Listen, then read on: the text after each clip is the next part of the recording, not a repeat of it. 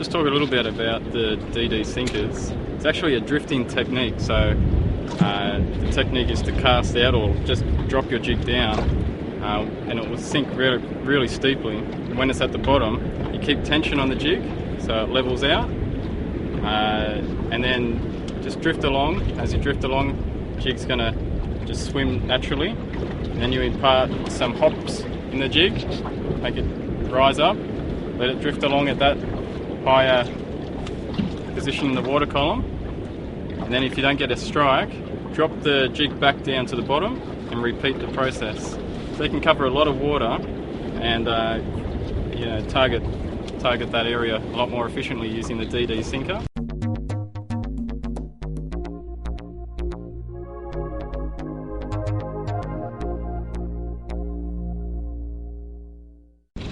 The way they attach is using a large snap that locks the jig in place. It still attaches to the eye of the hook of the jig itself, but that snap locks that DD sinker in place. They're a good jig and something worth investing in if you're going to fish deeper water.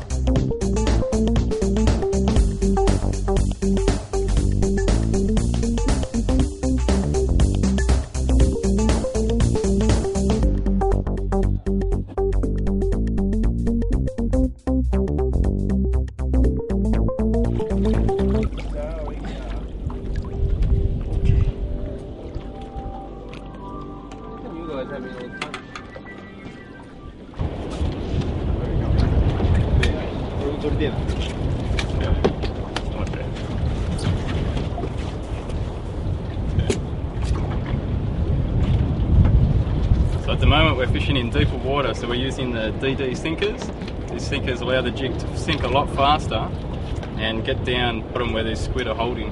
So we're keeping tension on the jig once it's down to the bottom, and the results speak for themselves.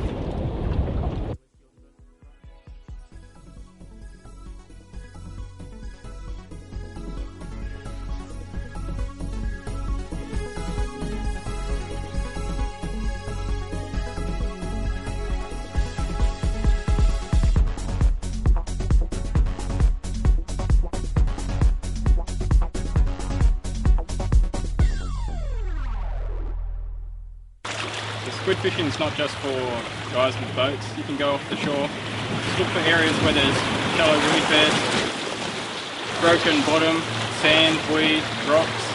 That's where the squid are going to be holding. They'll chase the bait fish up into those shallows, so that's where you want to be fishing. We're fishing in about 10 foot of water here, so we're using a small jig, about size 2.5. Some guys like to use 2.0. Just depends on the sink rate and your retrieve style.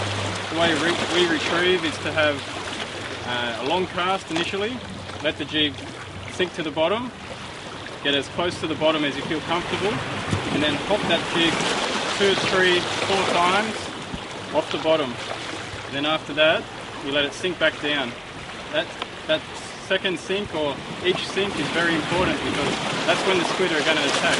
They get interested when the jig's hopping around and they start to follow, but they won't attack it until it's sinking. So that sink is very important. It's just a matter of repeating that process until you get back to shore, cast out again and repeat the process. Yeah, simple retrieve, but very effective.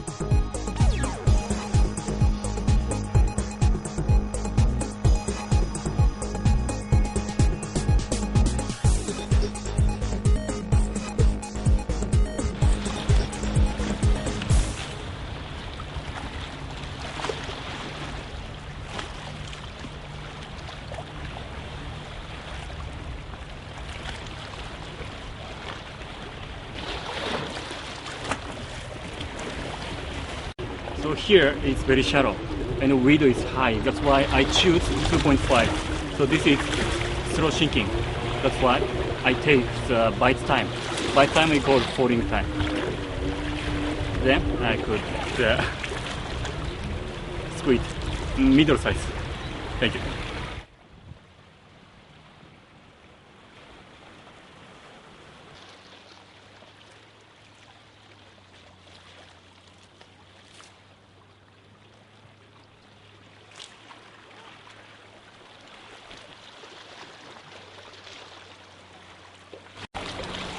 Nice little squid caught on a EGI OH Q live 2.5, fishing off the shore here. Took it on the drop. Next jig I felt the tension and wound him in.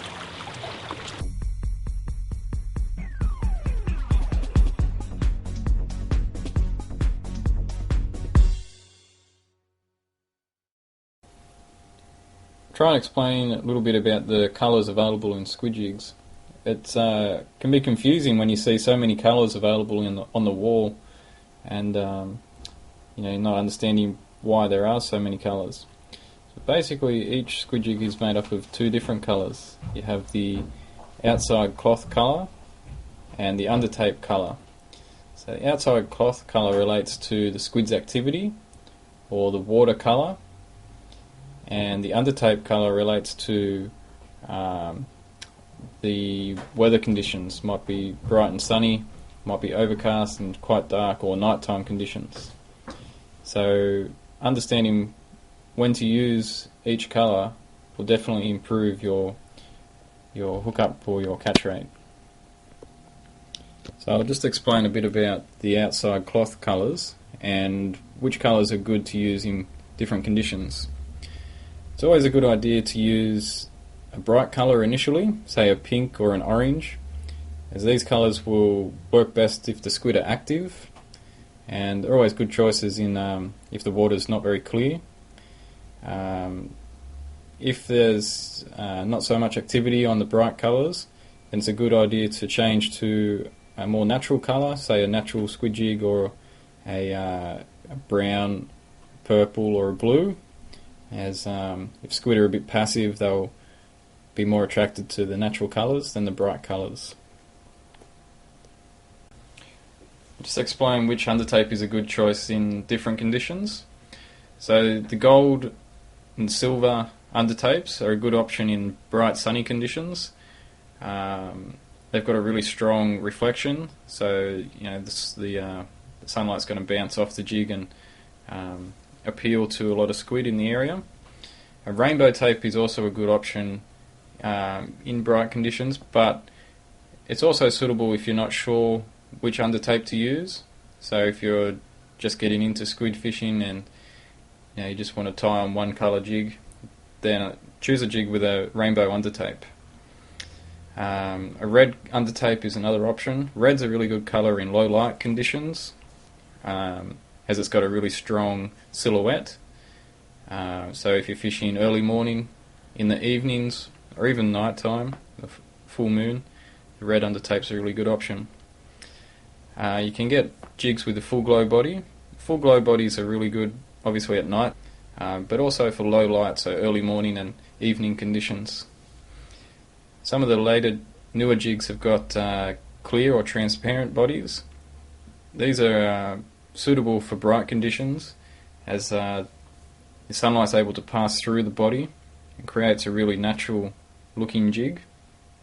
So they're able to appeal to some squid that possibly wouldn't be interested in those other undertape colours. There's some new undertape colours coming out which include purple and pink and orange, or even UV undertape, the Chimera colour.